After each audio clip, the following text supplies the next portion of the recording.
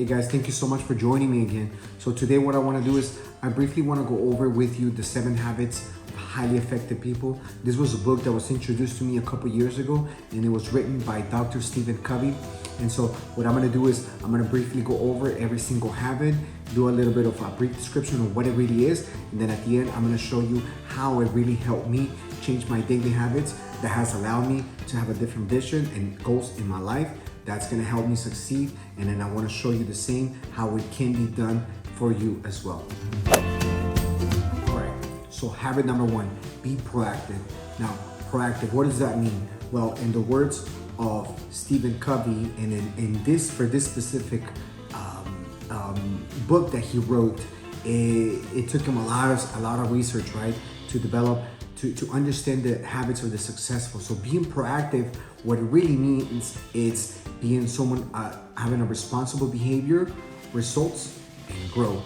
So you are responsible for your own actions and what the consequences, whether that is good or bad, that is going to bring you. So what it says is being a proactive, right? It's about taking responsibility for your own life. You cannot keep blaming others. You cannot keep blaming your parents, your grandparents, your circumstances about why life isn't the way it is for you.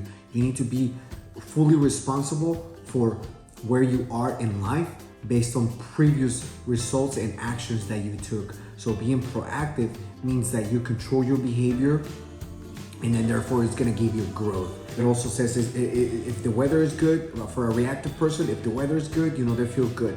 If the weather is bad, guess what? They're going to feel bad. They're going to blame it on the weather. So that is a very reactive.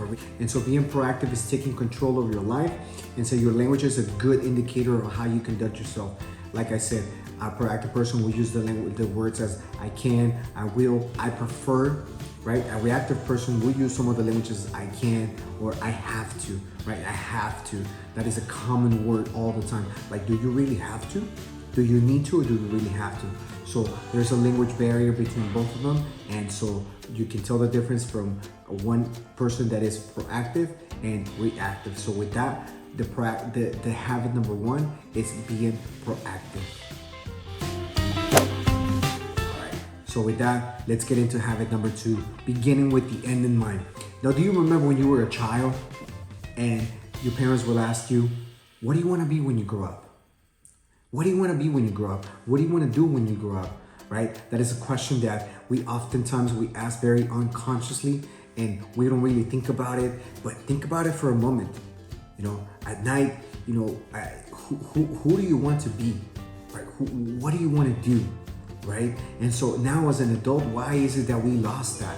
Why is it that we lost that vision, that creativity? So beginning with the end in mind allows you to put yourself back into that mindset. It allows you to be this person who can get creative. You set your goals, and so you analyze where you are now and where you want to head. So with that, it's almost like a map, right? If you don't know where you're standing in the map, you don't know where you're gonna go. You're pretty much are lost. And so be honest with yourself on where is it that you want to go. So what I have is habit number 2 is based on imagination. It's the ability to envision in your mind what you cannot at the present moment see with your own eyes. You get that? So it's the ability to envision with your mind what you cannot see at the present moment with your eyes. So that is using your imagination, setting a vision for your goals. Things are created twice, right? So meaning that when is the mental is the first creation, and then the physical will be the second creation. So you create things twice. So let's say in a year from now, you want to earn a license in being a doctor. Okay, so you create it first in your head. The second will be the physical. What actions are you going to take that are going to take you there? So beginning with the end in mind is super important. One of the most important, well, all of them actually are very important. With beginning with the end in mind, it's one of the foundations in order for you to be a successful person and develop these habits. So habit number 2, begin with the end in mind. All right, so habit number 3, put first things first. So what does that mean? It really is what it sounds. You put first things first based on your values. So you are in charge. You are the creator. So remember how in habit number 2, I say things are created twice. So first is the mental, which is the beginning with the end in mind, right? You create it first in your head. The second one, the physical, will be the second creation, and this is where it comes in. You put first things first. So you start aligning your values and then your habits that are going to take you to your vision, to your goal. The habit is where habit number 1. This habit is where habit number 1 and number 2 meet with each other. Habit number 3 is all about life management. It's about knowing your purpose, your values, and your priorities. So your values, your priorities, and your purpose is what is going to allow you to define what is it that needs to be done first, putting first things first. So this is very crucial for successful people to really understand when it comes to envisioning what is it that they ultimately want to achieve in their life in accordance to being successful. This is one of the habits that the successful people really analyze and really stick with and make it a daily practice, a daily habit of putting first things first, because they already have a vision in their head, so they understand what needs to be done first in order to achieve the goal. So habit number 3 is put first things first. So habit number 4, think win-win. So you gotta work effectively with others in order to achieve optimal results. So think win-win is not about being nice, right? It's not a quick fix. It's a character-based role for human interaction with and collaboration. So meaning that you need to be able to develop that character that is going to allow you to interact with others, and then coming from a space of, okay, how can we make this work? How can we make this a win-win, right? So asking the questions, you ask different questions, you get different results. In a win-win, it's a collaborative arena. Notice how I said arena. It's not an individual person, it's an arena. It's a multiple of us. The whole is greater than the one. So with thinking win-win, you're gonna have certain values. And some of these values are gonna be integrity, maturity, abundance. Integrity is just sticking with your true feelings, your values, and your commitments. Your maturity, you're expressing your ideas and feelings with courage and consideration for the ideas of others, and having consideration for their ideas and their feelings as well. And then the third one, it's abundance. You gotta have an abundance mentality, believing that there is plenty out there for everyone. So thinking win-win will allow you to have these values and actually collaborating better with your colleagues, your partners, and having a better relationship with each other. So habit number 4 is think win-win. All right, so habit number 5, seek first to understand, then to be understood. One of my favorite habits in all of the 7 habits is seeking first to understand, then to be understood. Why, you may ask, why is it one of my favorite habits? Because I used to struggle a lot with this. I used to find myself in situations where I would say to myself, how come they're not listening to me? How come they don't listen to what I have to say? Well, I was missing a big part of the puzzle, is because I was not seeking to understand where they were coming from. So with this one, how many years did we grow up learning how to write, how to read, and how to speak? But have you ever thought about how much time did we actually spend how to listen, on learning how to listen? We didn't get to learn this when we were younger. So this is something that we as individuals who are proactive, we must understand that we need to seek first to understand, then to be understood. What is happening with this other person? It applies to the other habit. You're thinking win-win, right? It's no longer about you anymore. It's an entire team over here that it's involved. So with seeking first to understand, you're putting the other person's feelings and thinkings first and ideas, and then you put yours second. So one of my favorite ones, seek first to understand, then to be understood. A lot of the times when we're speaking as well, we want to be interesting. When we're speaking, you get that? We want to be interesting in the way we sound, the way we speak, rather than being interested. right? And so this is where the seeking first to understand, then to be understood, it really comes into play.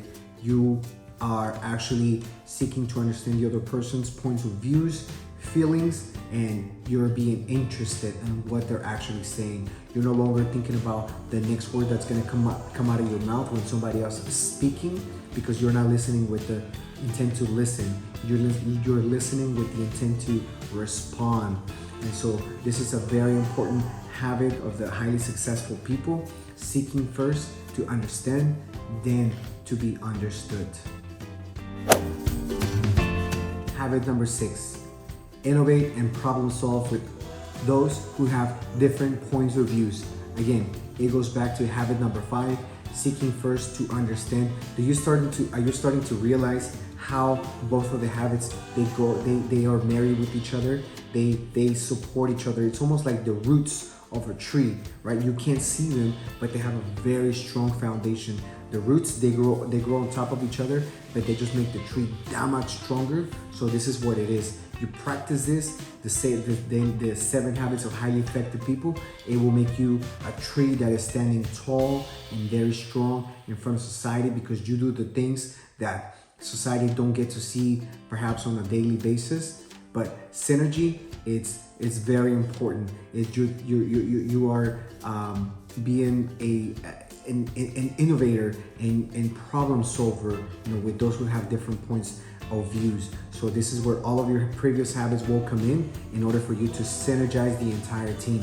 So to put it simply, it just means 2 heads think better than one, or actually in other words is the whole is greater than the one. So it's no longer about me. If I think I'm the superstar, how many times do you think LeBron James or Michael Jordan or Kobe Bryant would have actually won a single game by themselves? They probably wouldn't. As much talent as they had, they still needed other talent around them, but they were the leaders, right? So they were very innovative and problem solvers, and then they brought the team together in order for them to win championships like the way they did.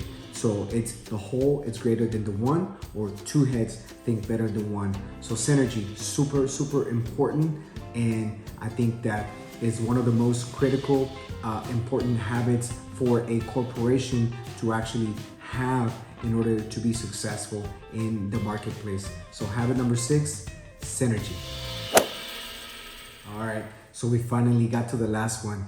Habit number 7, sharpen the saw.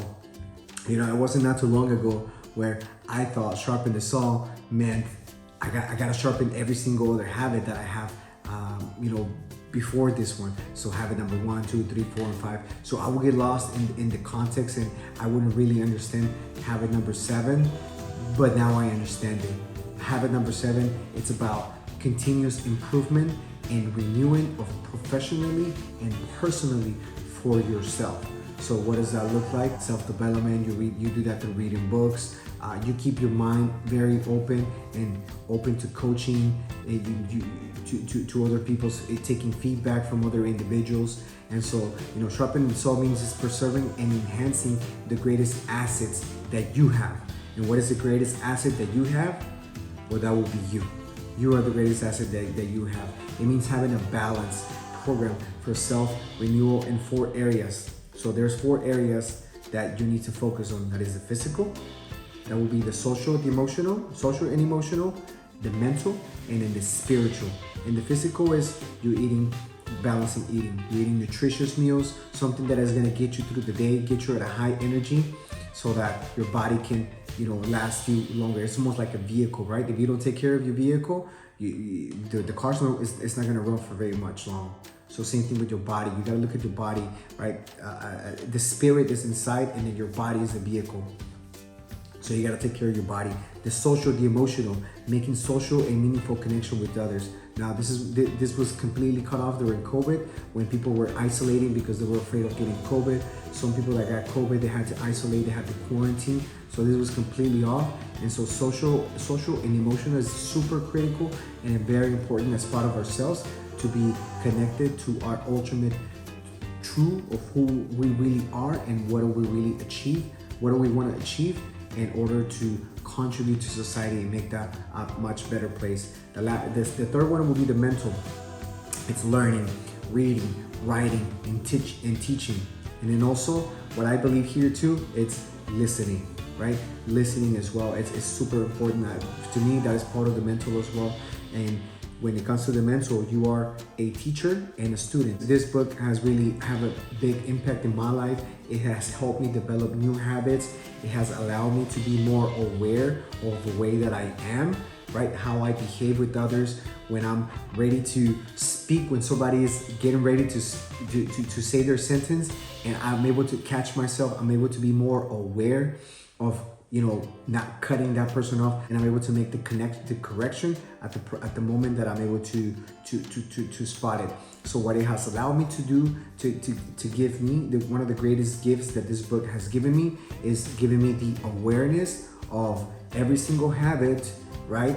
On how I'm gonna develop, how I am going to prepare myself for the day, for the next 3 years, 5 years, 4, 5, 10 years, in order for me to achieve my ultimate goal. So this book has allowed me, like I said, to really define myself and truly carry and live by the values that I created for myself, and practicing these daily habits. So highly encourage you, please go out there and read it. I will read it through Audible. Audible has it. Your vehicle, it's a way for you to learn it, right? And so we can no longer say we don't have the time, because as we learn, right, that'll be a reactive person's language. So now what we can say is, I'll make the time. I will make the time. And if you cannot make the time, I did not make the time. You are being proactive. You're taking responsibility for that. So with that being said, great book to read. Thank you guys so much for joining me today, for watching this. Please help me by subscribing to the channel. I'm on a mission right now to touch as many lives as I possibly can. And my goal by the end of March is to get to 500 subs, 500 subscribers. And if I'm able to get that goal, I'm gonna donate $1,000 to a local charity right here in the Southern California area. So please help me by subscribing, so that I can therefore donate that to a local charity out here in the area. With that being said, thank you so much, guys, and I'll see you in the next one. Take care, everybody. Bye-bye.